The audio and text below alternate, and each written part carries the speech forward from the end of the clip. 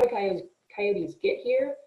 And especially, there are a lot of misconceptions, a lot of sort of stories about how they were put here intentionally to decrease the deer population or to decrease the rabbit population, et cetera, et cetera.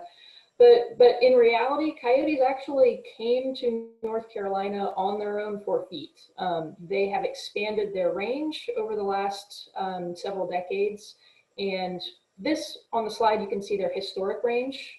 So in the early 1900s, they pretty much were just in the western and midwestern part of the United States, up into Canada a little bit and down into sort of Mexico. And I'm going to actually show you over the next series of slides the expansion, the data, the historic data that shows where coyotes started occurring over time. And it very clearly shows that they kind of got here on their own. So I'm going to advance here. So we got the 1920s here where coyotes were reported in the 1920s, 1930s, 1940s. 1950s, you can see they're moving east, they're moving north, they're even moving south. 60s, 70s, and you can see that kind of paler green. By the 1980s, they were just at the cusp of migrating to North Carolina. So I'm going to zoom into the southeastern states real quick, and you can see in the mid-1980s, these are the areas where coyotes were occurring. The hatch mark shows just kind of the broad expanse of coyotes that had kind of migrated on their own. And interestingly enough, those red dots actually show recorded instances of illegal releases, not by the state governments, but by, usually it was hunters or trappers or people who wanted the opportunity to hunt coyotes because, you know, they're bigger and sometimes maybe a little bit more enjoyable to hunt than, say, some of our native species like foxes. So there is definitely evidence of illegal releases of coyotes, especially in penned hunting facilities, and that's what those red dots are. But despite the illegal releases, the coyotes were coming here on their own without any help from humans. So zooming in to North Carolina, here's where we found coyotes in the mid-80s. We had 4 counties that had confirmed, at least one confirmed coyote that had been seen in those counties at that time. And we're going to fast forward through the 80s to show how they have kind of taken over North Carolina. So here's 1988. Again, these are confirmed sightings, confirmed carcasses of coyotes. 1990.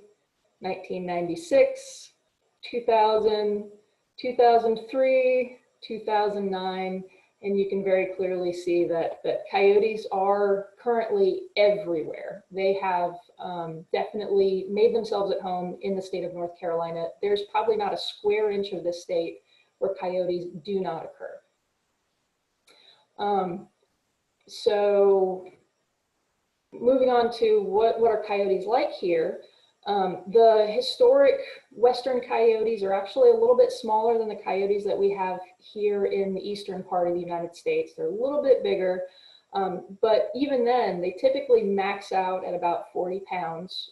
Every once in a while, we see coyotes that are heavier than that, but your typical average coyote in North Carolina is going to be 25 to 40 pounds. They're pretty light. They're not nearly as stocky as domestic dogs.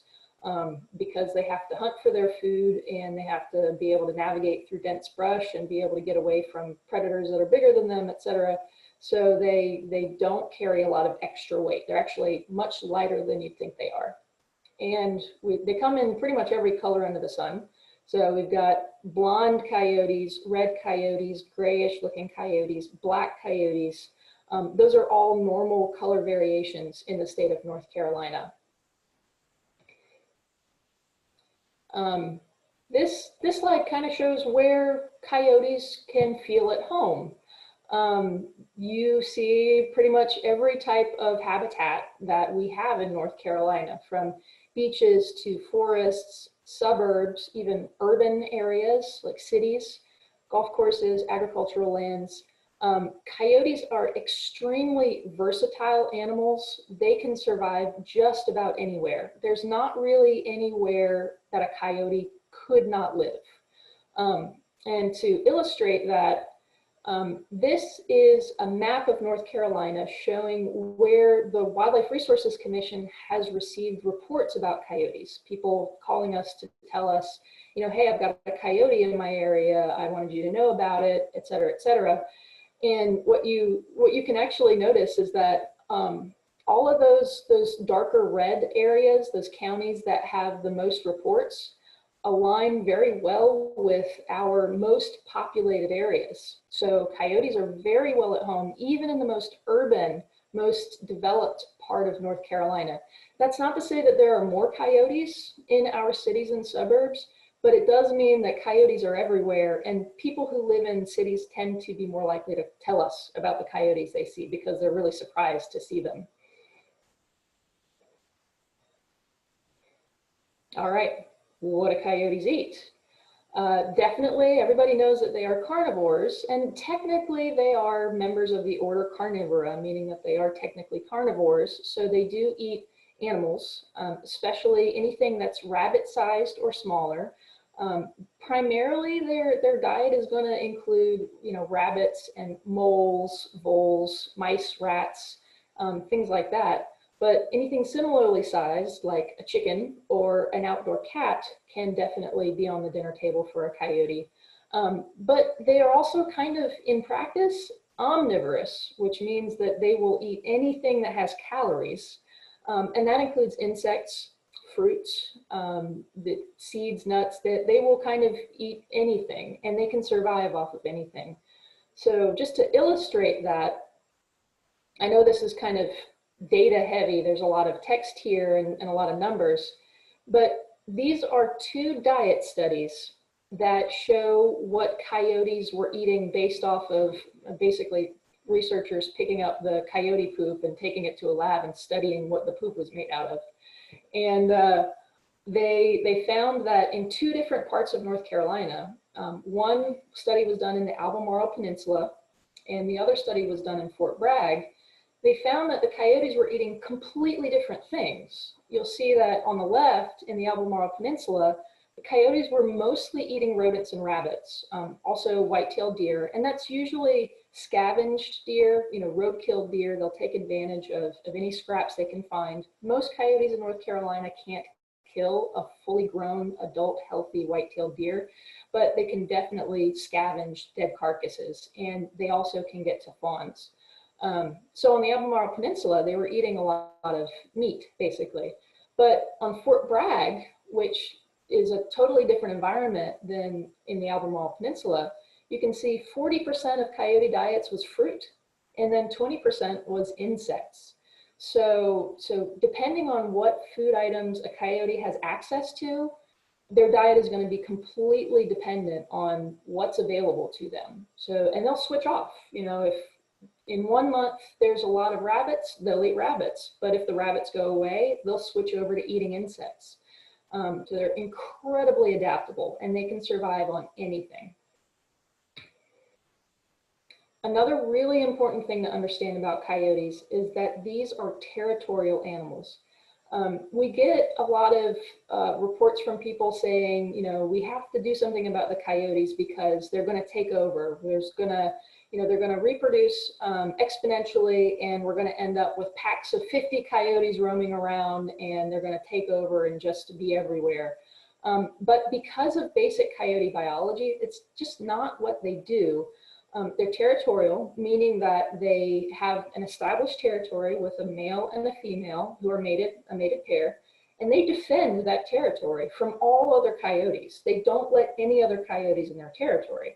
So on the slide, you can see these are actually radio-collared coyotes from a study that clearly show that they do not intermingle. These coyotes have their territory and they do not go into the next door neighbor coyote's territory or vice versa. They make sure that they stay in their own area and they defend that area from other coyotes. To kind of show that in a more simplified version, this is kind of what it looks like. You get a male and a female coyote who are a mated pair.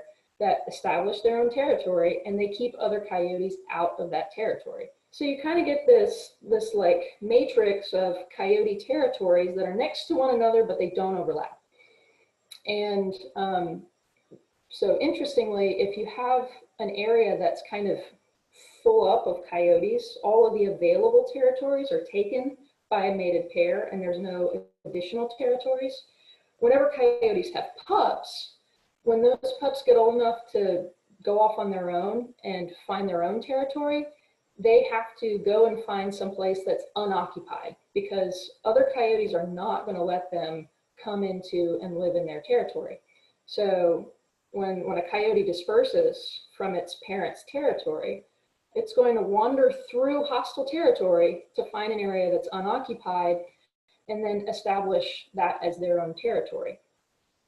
Now, if all of the available territories are taken up and there's no available space, then basically they're going to try to wander through those hostile territories, and if they can't find any unoccupied territories, they're going to leave. They're just going to keep going until they find somewhere where there's no established coyote that it's going to kick them out, basically. And we actually see that when we look at dispersal of young coyotes.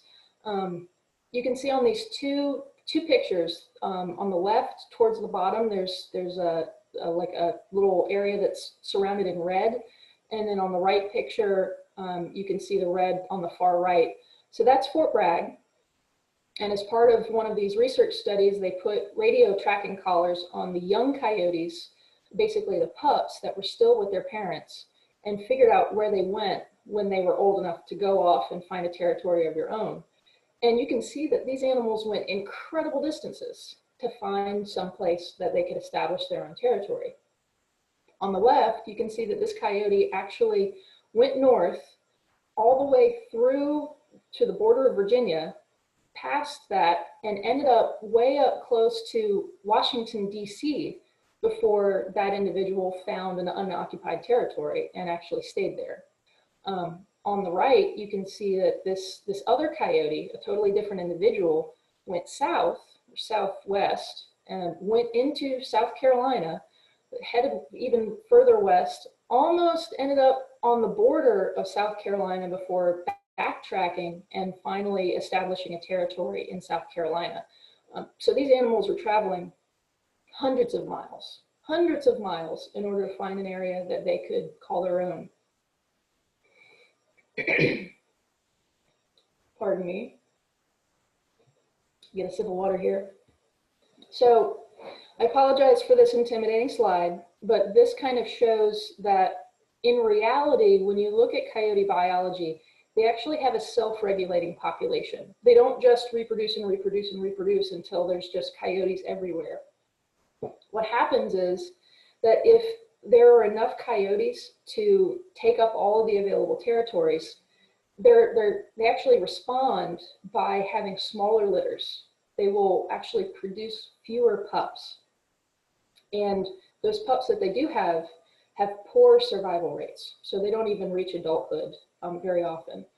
And when those pups that do survive leave to find a territory of their own, they usually delay finding a mate and breeding for more than a year, because they have to find a mate and an unoccupied territory before they can actually have young. So that's a high competition scenario. Now, when there's high mortality, there's a lot of coyotes being removed from the environment, opening up potential territories. Coyotes react in the opposite manner. They start having large litter sizes. They can have, let me see, usually they'll have about 4 to 6 pups. When there's very few coyotes in the area and there's low competition, they can have 9, 10, 12 pups in a litter. And those pups are more likely to survive. So you get more pups being born, more pups being introduced into the environment.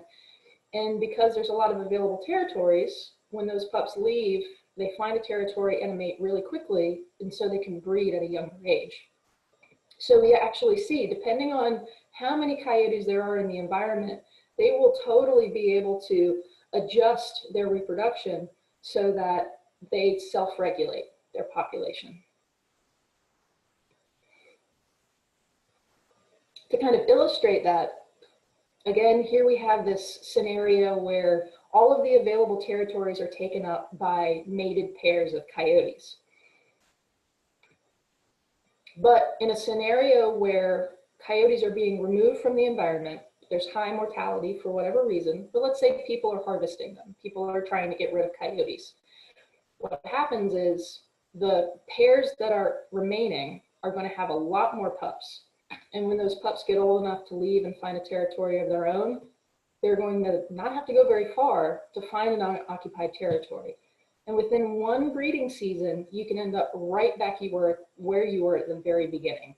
So they can really reestablish themselves at that sort of comfortable maximum for them, population-wise, within really just one breeding season. So we get a lot of questions about eradication. We need to get rid of coyotes. You know, they're new here, we don't like them, they're destructive, let's get rid of them.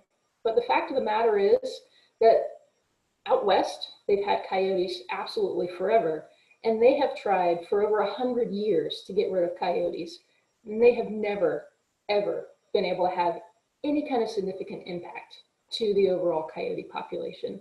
But they have found out that in order to even make a small dent, you have to remove over 70% of the coyote population every single year, in order to even make a dent. And if you stop that level of mortality, even for 1 year, the coyote population can bounce right back in 1 year. So really what we find is that it's not really possible to eradicate coyotes. And if you set yourself a goal of getting rid of all of the coyotes, you're basically setting yourself up for failure. A lot of headaches and a lot of anger and frustration, because it just doesn't work. But the good news is that eradication of coyotes actually isn't really necessary. Just to reiterate again, you can't get rid of coyotes. They can disperse incredible distances to find unoccupied territory, and they will react to high mortality by just having more coyotes, creating more coyotes to fill that void. So eradication is just not something that's a feasible solution. Going into like what coyotes actually do in the environment, I'm going to shift gears a little bit and talk about what impacts we see coyotes having in North Carolina. So here's a list of the perceived issues that coyotes cause. You know, we hear a lot of people worried about disease from coyotes. A lot of fear about coyotes attacking people, including children, especially children. Coyotes attacking pets and livestock, and also their impacts on the native wildlife. But when we actually look at what coyotes are doing in the environment, these are the issues that we're seeing. We see definite problems with habituated coyotes. And habituation basically means that the animal has been fed, gotten access to foods, maybe near a home, or otherwise somebody's tried to petify coyotes or a particular individual, and that individual, being a wild animal, has become problematic because it's not a pet and it's never going to be a pet. And these are the situations where we actually see real conflicts happening. We do see coyotes being a danger to off-leash dogs, especially small breed dogs, but also large breed dogs, because coyotes do see them as another canid and a potential competitor. Remember, they're territorial, so they don't like other canids in their territory. We also definitely see coyotes impacting outdoor cats. Like I said, if you're rabbit-sized or smaller, you're going to be on the dinner menu for a coyote. So outdoor cats are definitely at risk from coyotes. And we also see legitimate issues with unsecured, unprotected, vulnerable livestock, especially poultry and smaller livestock animals like goats or sheep. The good news is that all of these problems, these real legitimate problems that we see coyotes causing here in North Carolina, they're all preventable. So we have the power to make sure that these instances don't happen. Kind of digging into that a little bit further, I know this is a lot of information here, but these are the 15 most common complaints that the North Carolina Wildlife Resources Commission receives about coyotes. So all the way from presence in area, people just, I saw a coyote and a coyote shouldn't be here, so I'm complaining that it's here in the first place, even if it's not doing anything, all the way down to, you know, we've got denning activity, dead carcass at the bottom. Those are sort of the very uncommon complaints. And you'll see that some of these bars are orange and some of them are red.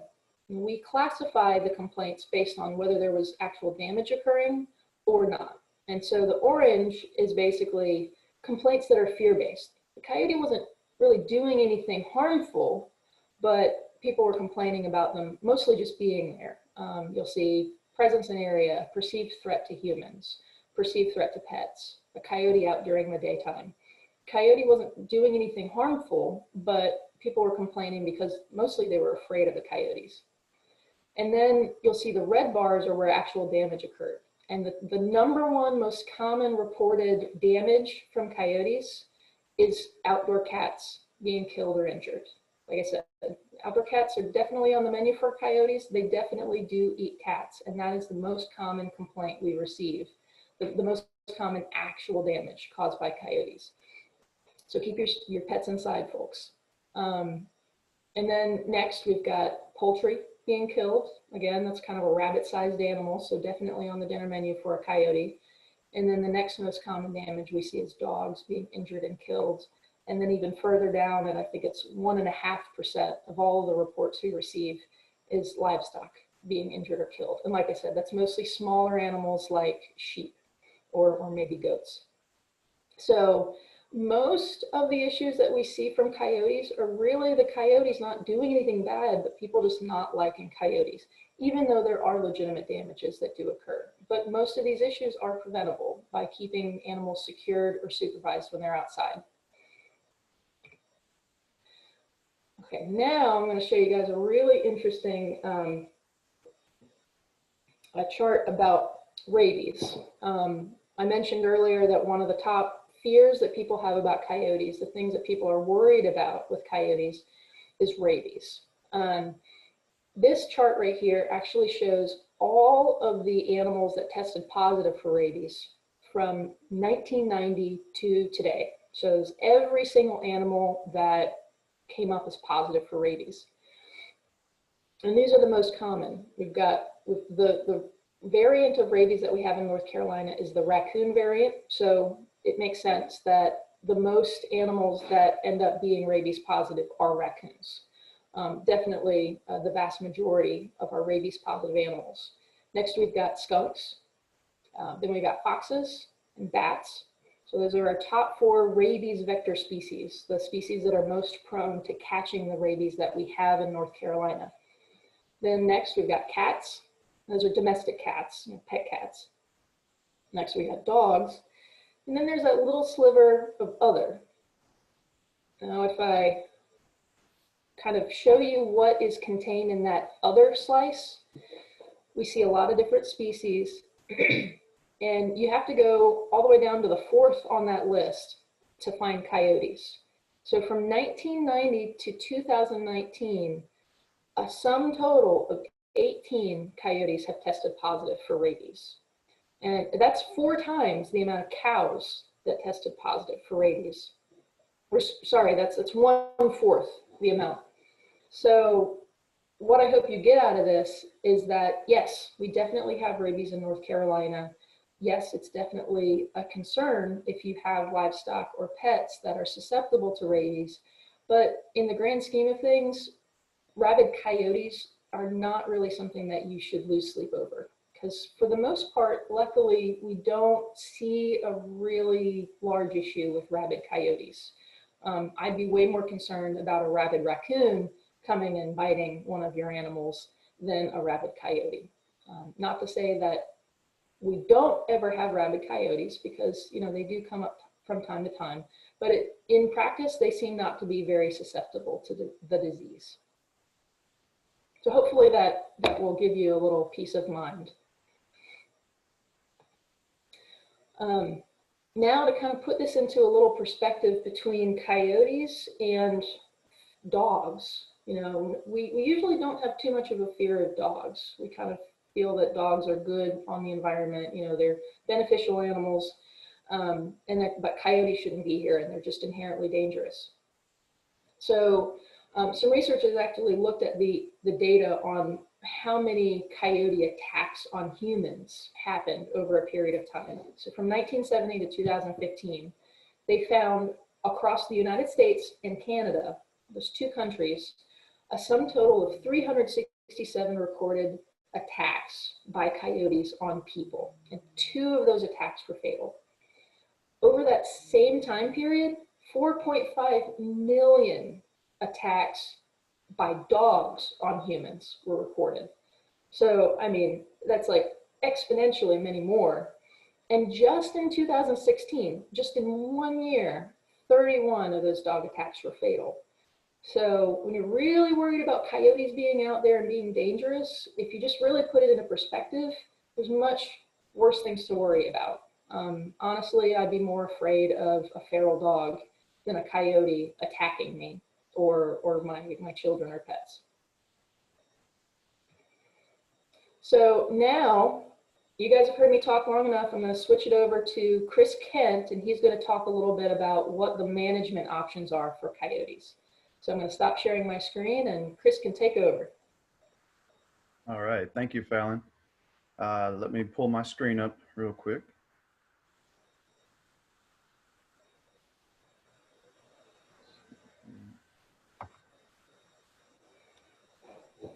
Okay.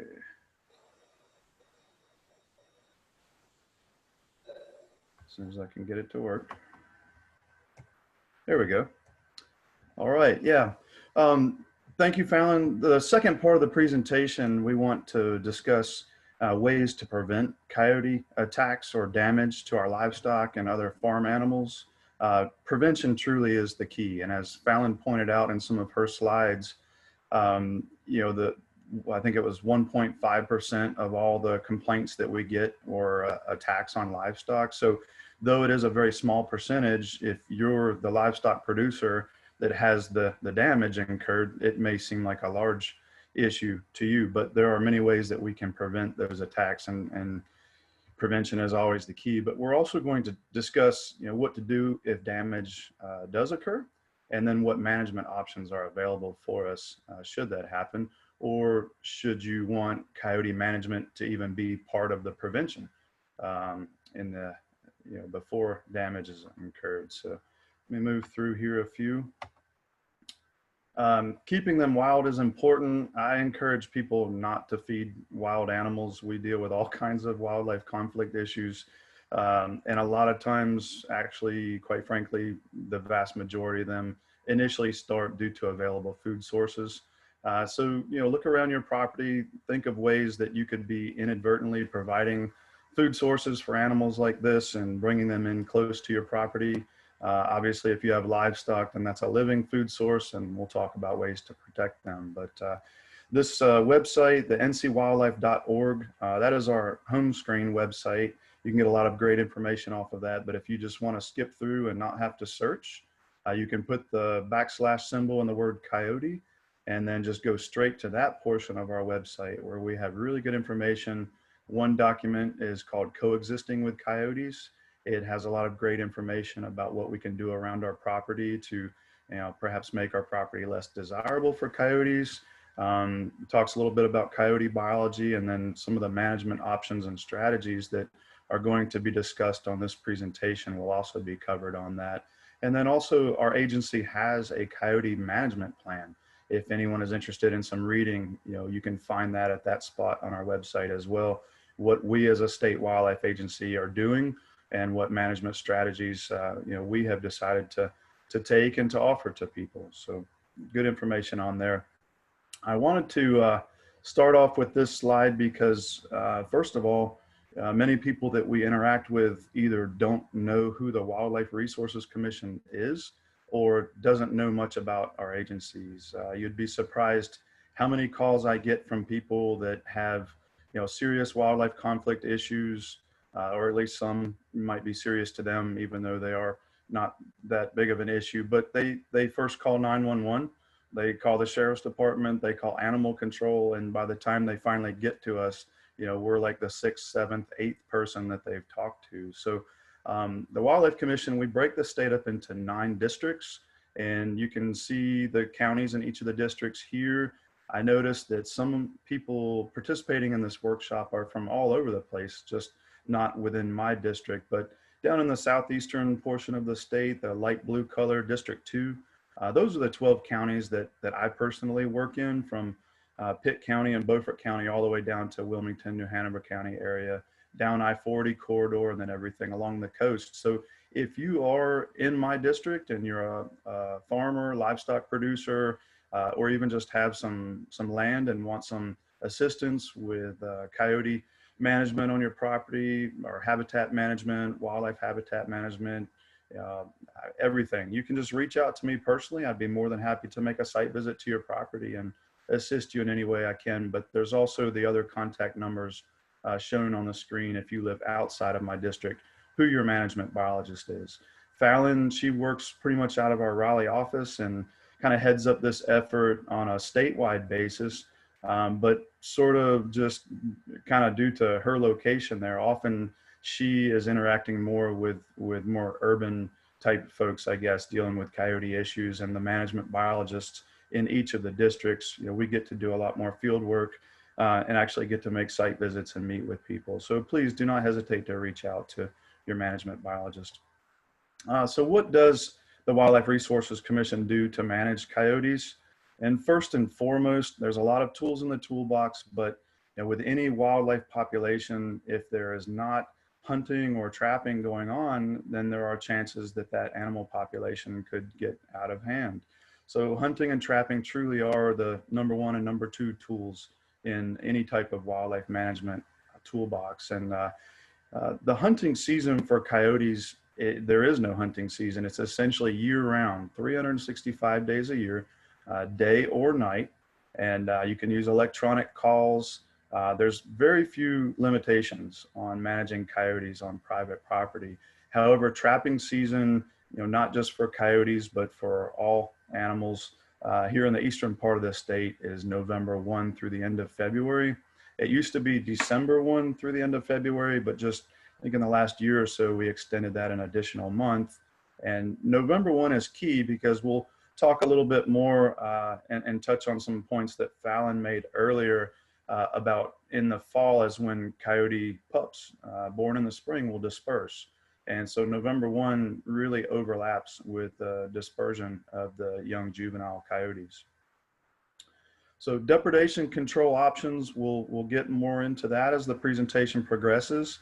But this is essentially when damage has been incurred. People reach out to us because deer are eating their soybean crops. People reach out to us because foxes, raccoons, coyotes have gotten into their chicken coops and killed chickens. So when there's depredation that has been incurred, you can reach out to us and we'll talk about depredation permit options. Public education is critical in managing, I would say, every type of wildlife conflict in our state. But since this presentation workshop is on coyotes, we do a lot of public education related to coyotes.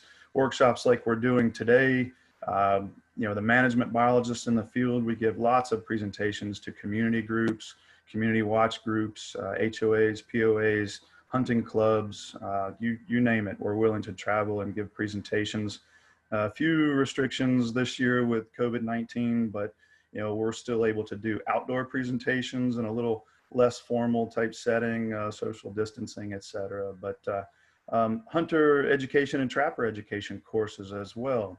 If you are not a hunter or not a trapper, but have livestock or have a farm and are interested in, doing some coyote management on your property, I strongly encourage you to take a hunter safety course, a trapper education course, and you can learn, some of the methods to manage coyotes on your property and do it yourself. If you're not interested in doing it yourself, as we get a little farther along, I'll show you some of the options available to you. So what are the laws about managing coyotes on your private property? As I mentioned, year-round hunting, and this has been this way for a long time now. As I mentioned, my agency has tried to lift all hurdles for private landowners to manage coyotes on their property. So year-round hunting, 365 days a year, day or night, electronic calls. You are required to have a hunting license, except for on your own personal private property. Folks are allowed to hunt on their property without a hunting license, you and your spouse. However, children over the age of 18 or any friends or anything like that that were to come and hunt on your property, whether it's for coyotes or deer or anything, they would be required to have a hunting license. And also they would be required to have written permission from you as the landowner, signed and dated within the last 365 days. So there are a few restrictions for the nighttime hunting of coyotes. The red area of our state is 5 counties up in the northeastern part of our state. We've got Beaufort County, which is the only one of the 5 in my district. And then we've got 4 counties up in District 1. We've got Washington County, Hyde, Dare, Tyrrell, and let's see, is that it? Washington, Dare, Tyrrell, Hyde, and Beaufort. Yeah, those 5 counties. The U.S. Fish and Wildlife Service reintroduced the eastern red wolf up to that area. And so those red counties are the red wolf recovery areas. And so you can still take coyotes during the daytime on your private property, but you are required to get a free coyote hunting permit from my agency, and you can easily obtain one of those off of our website. Any coyotes harvested, you must contact us within a certain amount of time to report the coyotes taken under that permit. Nighttime hunting is prohibited in those 5 counties due to the resemblance of coyotes and red wolves. So, and then, as always, local laws apply. You can see the local laws in the back of our Rules and Regulations Digest. We have a section right in the back called Local Laws. And so all you have to do is look up the county that you're in. They're in alphabetical order, all 100 counties. And for example, just to throw one out there, Greene County, just west of Greenville and Pitt County, a local law is if you're using a high-powered rifle for hunting, you have to be at least 8 feet off of the ground. So, local laws like that could be very important. So I encourage you to look at those. Additional laws, getting into trapping. So trapping is allowed during trapping season. As I mentioned, it's November 1st through the end of February. Sometimes we have a leap year, so that's why a specific day in February is not documented. A trapping license is required, again, unless it's on your private property that you own. You would not be required to have a trapper license. However, all trapping laws and regulations and local laws would need to be followed as well. So trapping coyotes outside of that trapping season, outside of November 1 to the end of February, must be done with a permit. And there's 2 ways to obtain those permits. Typically, they're known as depredation permits. So I really want to point this out. Coyotes, as Fallon mentioned earlier, they are in the order Carnivora. Any member of the order Carnivora, so in our state, we would be looking at, coyotes, bobcats, foxes, skunks, any member of the order Carnivora. It is against the law to live trap them and relocate them. Coyotes in particular, because they're non-native species, there's always the disease component, even though specific to coyotes, we have a low rate of, say rabies, for example, but with raccoons and foxes and some of those other animals, should you live trap and relocate one of those animals and it did have a wildlife disease, potentially you could spread that disease and infect a whole nother population of animals. So it is against the law to live trap and relocate. But coyotes just have extremely strong homing instincts, and give it a couple days and it'd be right back where it was removed from anyway. So, sorry, let's see, hit the wrong button. Okay, if you do trap coyotes on your property, either under a depredation permit or during trapping season, these are your options. But typically when people are trapping coyotes, because they are non-native species in our state, euthanasia is the typical outcome with the animal. So what do we do about coyotes? It really depends on the problem. And Fallon showed several slides that had great information. And if you talk to ranchers like out west, Wyoming, Montana, some of the large range country out there, a lot of the ranchers and livestock producers out there will tell you that not every coyote is a bad coyote. Fallon had some great slides that show how coyotes defend their territory. If you if you have coyotes around your farm or around your livestock operation and they are not attacking your animals and not damaging your animals, well, keep in mind those coyotes are defending that territory and preventing other coyotes from coming into that area. And if you remove those coyotes, there's always the possibility that the new coyotes that come in, they might enjoy a sheep or a calf or chickens. And so it really depends on the problem, and tailoring your response is important. So when non-lethal options are best, we think about coyotes present, not causing problems like I just mentioned, but prevention is always the key. And so, as I mentioned earlier, going around your property, removing any food sources that are easily removable, and bird feeders come to mind because I deal with that so much throughout the year. Why do I have bears in my yard? Well, they're attracted to the bird seed. It's very similar with coyotes and foxes for that matter. Bird seed falls on the ground, attracts squirrels. Things like that will then attract the predators that eat squirrels. I just use that as an example to kind of show you how that works. But Fallon already mentioned that coyotes can eat just about anything, but these are some food sources that we commonly deal with during coyote complaints, and all of these food sources are controllable. These are things that we can do around our property to minimize the chances of these animals coming around. If you have outdoor pets, try to train your pets that when you put food down, they've got a certain time period to consume that food, and then the entire food bowl and everything is picked up and brought inside, aka the food source is removed. Unsecured trash cans, things like that. The apples on the ground, many of us have orchards on our property, fruit trees, persimmons, figs, things like that naturally drop fruit on the ground. Fruit laying on the ground can be an attractant, not only for coyotes, but bears and other animals. So that is certainly something to consider as well. Here's some other examples of coyote food. The three on the bottom, we certainly have some control over, are these animals going to be available for coyotes? Rabbits, rodents, things like that, they're probably always going to be around farms. We don't have a lot of control of those. Coyotes do natural control on animals like that, but the three on the bottom, we can keep those animals safe by doing simple animal husbandry techniques. So I hear a lot about fencing and what constitutes a coyote-proof fence. Well, you can see the Michael Jordan coyote on the top slide there.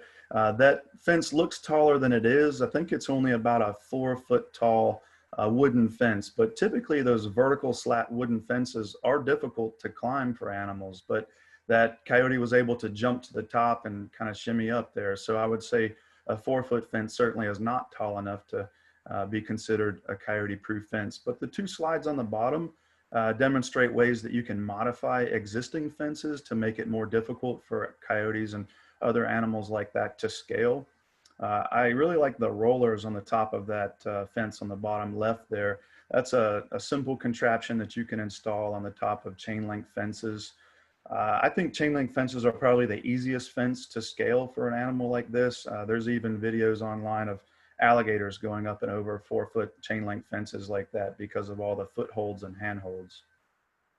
So I would say probably at least 6 feet tall, and coyotes are avid diggers. And so if the fence is too tall, they may try to go under. And so the best way to secure a fence and prevent an animal from digging under is to either kind of bury the fence slightly into the ground or add some type of hardware cloth, wire mesh, buried into the ground under the fence to prevent an animal from digging under. And that's particularly important around chicken coops and areas like that, I would say. Electric fencing is always going to be a more effective option, I think. The electric fencing has come so far. You can buy kits. It's very portable, lightweight, easy to install. And I've seen people install large acreage size electric fences in one day. just by having like an old golf club bag with all their fiberglass posts in it and walking around with a mallet in their hand. You can lay all the posts around the area that you want, have someone else come behind you with rolls of the nylon cloth works really good, or the nylon fabric that has the metal in it works really good, and it's lightweight, easy to install. But electric fencing is always going to be more effective with multiple strands. And these 3 slides show 3 different examples. The one at the top, single strand along the bottom, far enough out to prevent an animal from digging under. And then the top of the fence has a single strand going across the top. Then the 2 options on the bottom, adding additional strands to that. If you're a beekeeper in my 12 county district, I strongly encourage you to have some sort of electric fencing around your beehives, because otherwise you're going to wake up one day and realize you've donated everything to the local bear population. But the solar options are great. You don't have to carry heavy batteries out there or have some sort of power source nearby. The solar options are fantastic now, and it really makes these electric fencing options more portable as well. Fladry fencing is something that I've learned more about in this position. I used to not know about this, and I've found that many people here in the eastern part of the state don't know about it either. It's been around for centuries. Out in Europe and parts of Eastern Europe, it was used very effective with strips of red cloth torn and tied on fencing. However, out west in Montana, Wyoming, Nevada, again, the large range country, it is becoming very popular. It's certainly more effective if you combine fladry, and that's basically all the red flags that you see hanging from the fencing strand. That's what fladry is. But if you combine that with 1 or 2 electric strands, and there's an example of a solar panel that powers a very large fenced area. If you combine it with electric, it's going to be way more effective. And the solar, again, makes it more portable, so you don't have to leave this up year round. Perhaps you want to install something like this when your animals would be most vulnerable, like during calving, during times of the year, lambing, things like that, where your animals are going to be particularly vulnerable. And you can kind of quarantine off an area where those animals will be for a month or 2 months, and then take the fladry fencing down.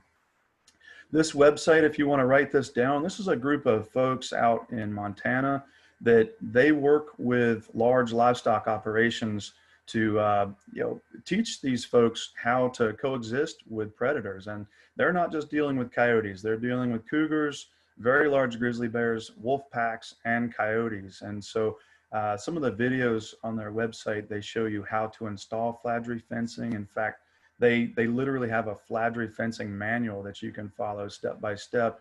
But some of the videos, they have trail cameras up, and they show how effective this fencing can be with entire packs of wolves and coyotes that are walking the perimeter trying to find a weakness to get in, especially when their livestock is calving.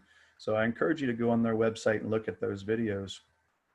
So protecting our livestock, think about when your livestock is most vulnerable. In our area with coyotes, obviously coyotes are going to be hunting more likely in low light conditions. So, late afternoon, evening time through morning. That's often when coyotes are going to be out hunting. However, during the summer months when coyotes have more mouths to feed because of the pups that they have, the mom and dad might be hunting 24 hours a day, 7 days a week. But when your animals would be most vulnerable, I would say would be low light conditions, and then obviously calving and lambing, any times like that when you have pregnant animals and they're going to be very vulnerable at that point. But practicing animal husbandry is going to be extremely important to prevent conflict with coyotes.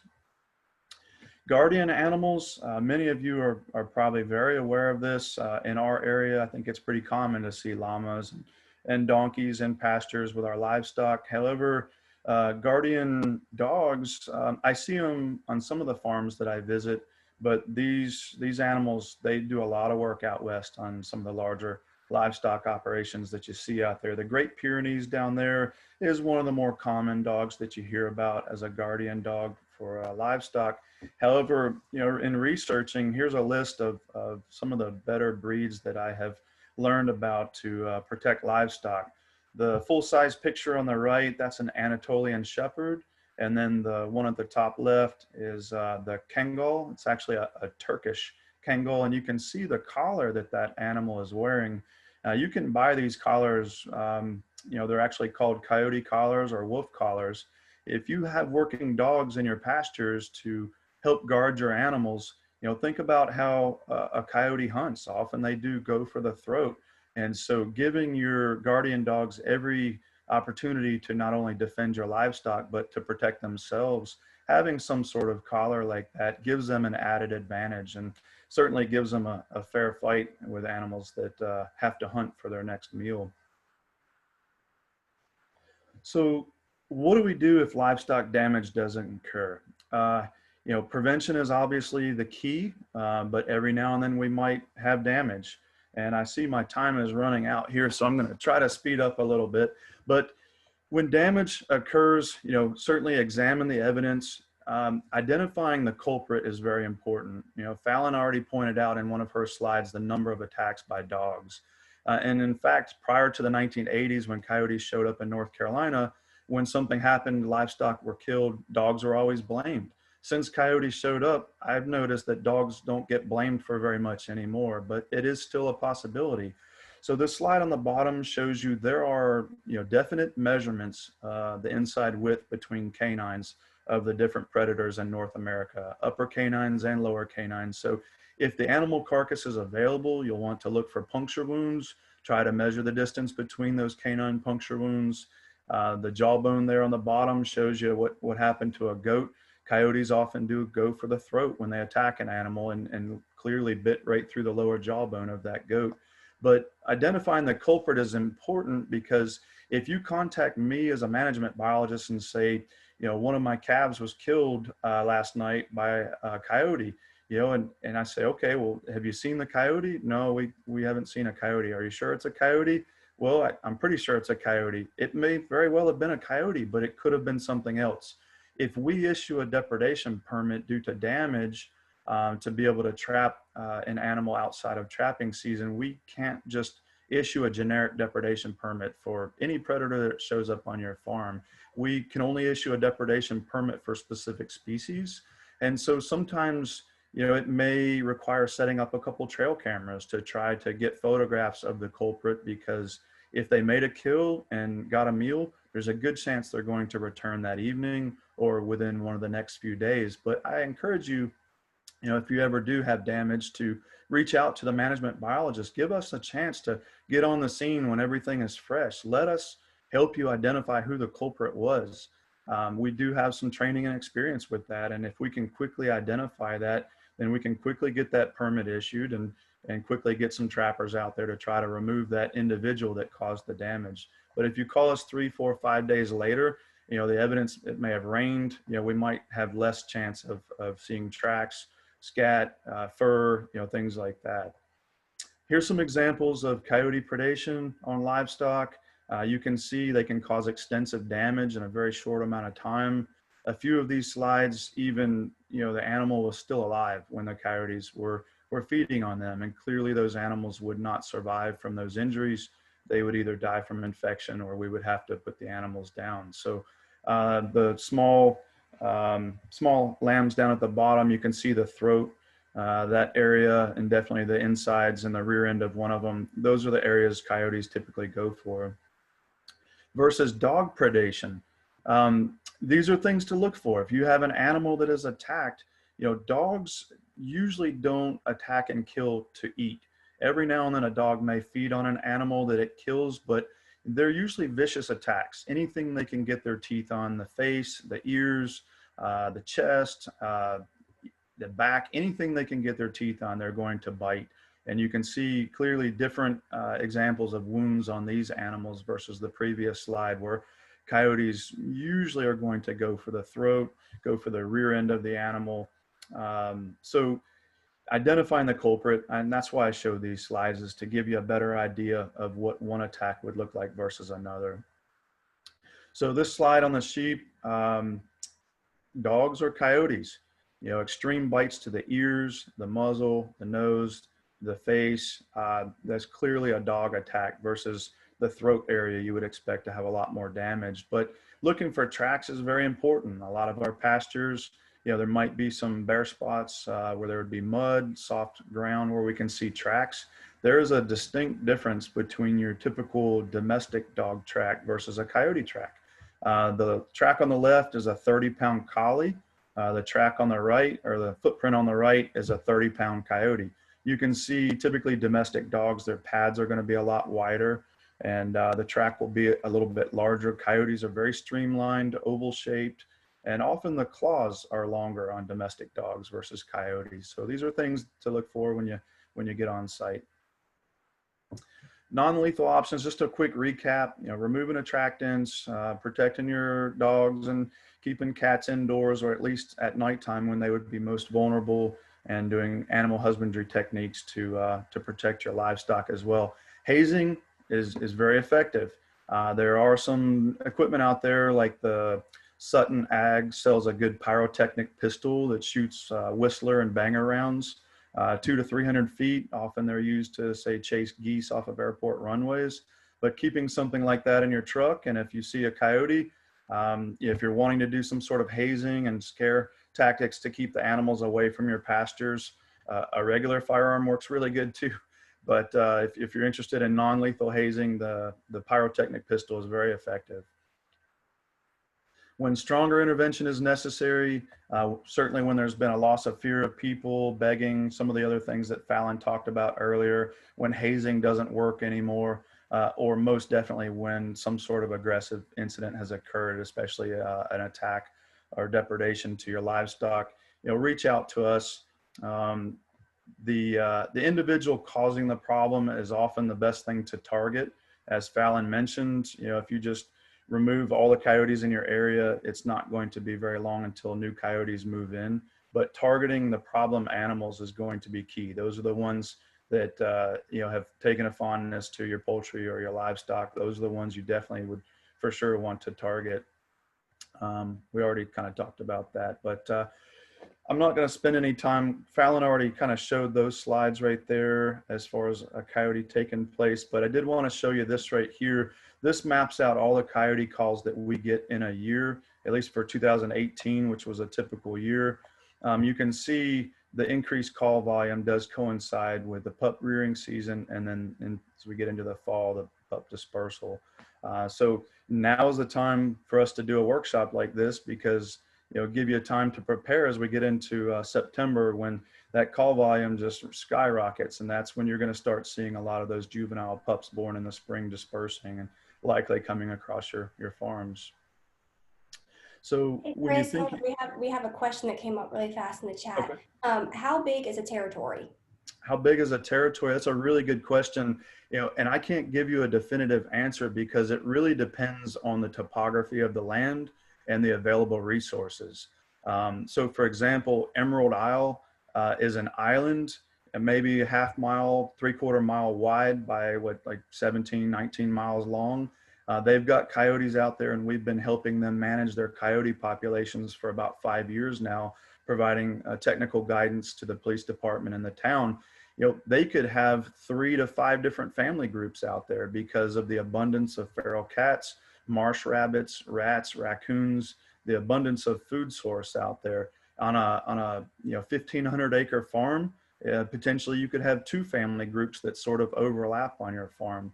So it really depends on the available resources and the topography of the land as to how large the individual animals' home ranges would be.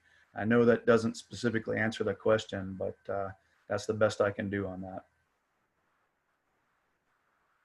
All right, and we've had a couple other questions pop up, but Chris, if you want to go ahead and wrap up, and then we'll have open time for questions. Yep, I've just got a few more slides. Thank you. So removal options, I've talked about hunting and trapping. We do have folks in the state called wildlife damage control agents. If you are not a trapper or don't have friends that trap, but you're interested in doing some trapping on your property, or certainly if there's been damage to livestock, you can find a list of wildlife damage control agents on our state. You can search by county. These are folks that have to attend a course and get certified by my agency, and then every 3 years get recertified. Many of them specialize in coyote removal, and they do charge a fee for their service. It's similar to getting pest control to come out to your house and spray for bugs, but they are very good at what they do, and they can come and they can actually issue the depredation permit to you for them to do the trapping and removal. The other way is to reach out to my agency, and we can issue a depredation permit to you if you are going to do the trapping and removal, or if you have a friend that is a trapper and is willing to assist you, we can list their name on a depredation permit to you as a second party trapper that will do the trapping for you. Inviting licensed trappers, you can also find a list of licensed trappers per county on our website. If you are interested in reaching out, having some trappers lined up to come and trap on your property starting November 1, I would encourage you to reach out to them now. And many of them would not charge a fee just to have a place to come and trap coyotes. Here's some examples. Foothold traps are certainly more effective. Taking coyotes with a firearm or archery equipment, or incidental take during deer season, coyote comes by and you kill the coyote, those do remove some animals from the population, but it's such an incremental amount, it really doesn't do a dent in the population. Trapping truly is the best way to put a big dent in the population if that is what you're interested in doing. You can find all the trapping regulations on our website as well. The foothold traps are really just designed to trap the animal's toes or foot and detain the animal long enough for the trapper to return and then humanely euthanize the animal. They do have to be physically checked daily, and your address has to be, name and address has to be on the trap. I already talked about depredation permits. There's no fee for them. You just have to reach out to us. We'll do a site visit to your property and we can issue the permit and email it to you. If you have a second party person that is going to do the trapping for you, then that person would have to have a copy of the permit signed and dated by you as the property owner on them at all times while they're out there doing the trapping, should they ever get checked by a wildlife enforcement officer. As far as technical guidance goes, I've already mentioned our website, but this is where you can find a lot of that information that I've talked about here. And I'm sorry I had to go a little fast through the end of the slides, but have a problem, if you go to this website right here, it just takes you straight to where you can search for a wildlife damage control agent or search for a licensed trapper by county. That's the ncwildlife.org/have-a-problem. That was my last slide there after I bring these up. And then, oh, sorry, go ahead, Chris. Yep, that was it. Yep. So right. I'll put that information. Okay. A couple of the questions that we've had is, can you help identify a fox versus a coyote on a field cam? Yeah, quite possibly. We have red foxes and gray foxes in our state, and through trapping data, hundreds upon hundreds of animals, your typical red and gray fox is going to be between 8 and 12 pounds. As Fallon mentioned, the typical coyote will be 20 to 45 pounds. So length of legs will often be a good indicator. Sometimes with trail cameras and other photographs, it's often hard to tell scale. But if you know like the length of the vegetation in the background, how tall it is, feel free to send us pictures and we will certainly try to assist you with identification of those animals. It's not always possible depending on the quality of the photo. A lot of times it's from 40 feet away, very grainy and at nighttime. And you can tell it's a four-legged mammal with a tail, and that's about it. So it looks like we've had a couple questions. Fallon may have already answered them, but it's, will they hunt in packs? That's a good question. And Fallon, feel free to chime in anytime. She did mention earlier that here in the eastern part of the country, coyotes do not live in packs. They live in family groups. So you'll have a male and a female. There'll be a mated pair, and then they'll have the pups that are born in the springtime. What we typically see when we get reports of multiple coyotes, either traveling around or hunting, it's typically going to be mid to late summer through this time of year, September. That's when the pups are big enough to where they're out traveling with the mom and dad. Mom and dad are teaching them how to hunt. but clearly there's going to be a size difference. You'll be able to determine the juvenile animal versus the adult animal. But when you see multiple coyotes traveling, it is a family group that is traveling around. Okay, and Fallon's doing an awesome job answering questions in the chat. So thank you, Miss Fallon. Does anybody else, I know we've run over time, does anybody else have any questions, or we have Fallon and Chris up here?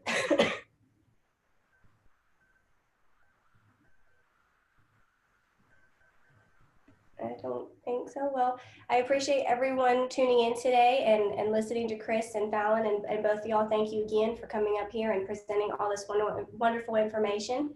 I'll reach out one more time for questions if anyone's typing. If not, then that ends our presentation. I thank everyone for coming today. Yeah, thank you very much for attending. Thank you guys. I learned something. All right, well, if you don't know how to use Zoom, at the bottom when you run your mouse over the screen, there's an end, and that allows you to leave our meeting. Thank you again for everything. Oh wait, and farmers, we got some questions. Hold on, Fallon and Chris, don't leave, we had some questions pop up. I'll stick around. I'll stick around too. Oh, here it comes, here, they're all coming in now. My farm is fenced in a 5-foot horse type fence, 2 by 4 inch squares. How effective should this be in having coyotes pass on eating my chickens? Let's see, 2 by 4 inches. Yeah, can you repeat the dimensions on that? 2 by 4 inches. So the squares are 2 by 4s. 2 by 4 inches. 5-foot Okay. fence. I would say a coyote could definitely scale a 5-foot fence if there were chickens on the other side of it that it wanted to get a hold of. But an electrified line on the top of that fence would be a great deterrent. And then if the question was referring to going through the spacing in the fence, you know, a fox could definitely get through that. A raccoon could definitely get through that. Both of those prey on chickens as well. You know, coyotes, if they can fit their head into something, they can get the rest of their body through. You know, I respond to calls of depredation on chickens from great horned owls, from hawks, foxes, raccoons, coyotes. You know, a number of animals will feed on those smaller poultry animals. So yeah, nighttime, I strongly encourage animal husbandry, some sort of coop that is very secured, fence slightly buried in the ground. As we mentioned, these animals will often dig underneath. Electric hot wire is a really good idea, some sort of secured location. I do a lot of site visits where poultry damage has been incurred. I show up, I don't see any coop or pen or anything, and I'm told that they're just free range birds. And I just tell folks, essentially, you've created a wildlife buffet if you just have free range birds and no place for them to be safe. So some sort of secure location is strongly encouraged. Mm-hmm. They can run free in a good chicken run, but completely 100% free range chickens are basically destined to be eaten by predators. Very vulnerable. All right, we had someone mention that they are a beef farmer, and I guess they're asking danger to calves. Mr. Absolutely. Gray, you want to be more specific on your actual question? Yeah, if they type anything else, let me know. But you know, calves are vulnerable. They're just not able to really defend themselves like an adult cow would be able to. And one of the slides I showed, it showed an adult cow, female cow that had been fed on around her rump area that actually occurred while she was giving birth to a calf. So the mother can be particularly vulnerable when she's calving at that moment. So yeah, I would say if you don't have a large number of pregnant cows and you're able to put them in a barn or some type of protected shelter until they give birth, that's always more ideal, or quarantined off in a smaller pasture that you can really secure with electric hot wire. Anything like that is going to increase their chances of not being harmed. If you, as a cattle producer, if you use donkeys as a source of protection, be sure to only have one donkey out there. If you have multiple donkeys, the donkeys will befriend each other, and they won't necessarily do as much protecting with the herd. You want the donkey to associate with the herd as its family, as its friends. So just make sure we only need one donkey out there, and they will trust me and do the job. Yeah, I'm glad you mentioned that, Katie, because in my research, I've even found numerous situations where a donkey was placed in a pasture with other animals to protect the livestock. However, the donkey actually injured some of the livestock that they were there to protect. Some donkeys can be pretty aggressive, especially around feeding time, things like that. And, some of the resources even recommend, having your livestock in one fenced pasture and then having a perimeter fence outside of that and having the donkey in the perimeter area. I think that's a little less effective for protecting your livestock, but it certainly would prevent your livestock from being injured by the donkey itself. The guardian dogs, the more research I do on this, the more I find that the guardian dogs are a very good way to go. And a lot of what I read says, every couple of years or so, bring in a pup so that the older guardian dogs can train that pup on how to work as well. All right, do we have any more questions? I believe we are good if we do not have any more questions. For anyone that is still on, this has been recorded. I will send it out to everyone that has registered for this Zoom. I will send out the recording so you will have it. And if that's it, well, again, I thank y'all so much. Thank you very much for attending. Thanks, everybody.